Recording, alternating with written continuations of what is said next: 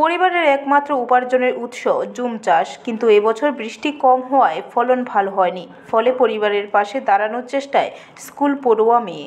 জনজাতিদের চিরাচরিত পোশাক তথা পাসরা তৈরি করতে ব্যস্ত এক স্কুল পড়ুয়া ছাত্রীকে দেখে কৌতূহল হয় বশত দেখতে যাওয়া। মুঙ্গিয়াকামি ব্লকের অধীন কাকড়াছড়া এডিসি ভিলেজের অন্তর্ভুক্ত হাজরাপাড়ায় প্রত্যন্ত এলাকা, যেখানে আনুমানিক 40 থেকে 50 পরিবারের বসবাস।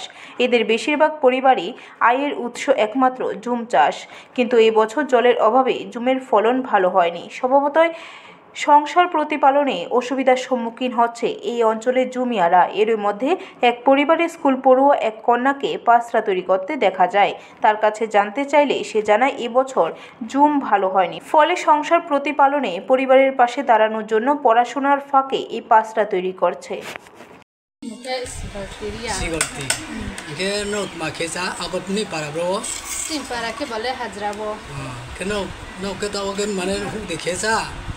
না নুং লেখা দে পরে তুমি খুশি খেয়ে চাও চলে লেখায় পড়ে না লেখায়া কর লেখায়া কর কয়ে মানে হুবা খেচাও মানে না একদম মানে ক্রই ব্রো।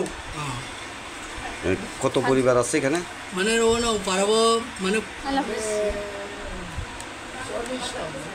40 চলেন নাই জমাবো 40টা পারার নাই খেয়ে চাও না চিন্তা করবা তুই মানো মাই তুমি হাবাইয়া করকে tu haba ya karke tu সময় সময় থানছিল তা ও সময় সময় কে দিনাই রো তা ও ওদের কে পাওয়া না আরে ও সময় সময় লে দাম রমাই কত করে বেচে একটা পাসরা?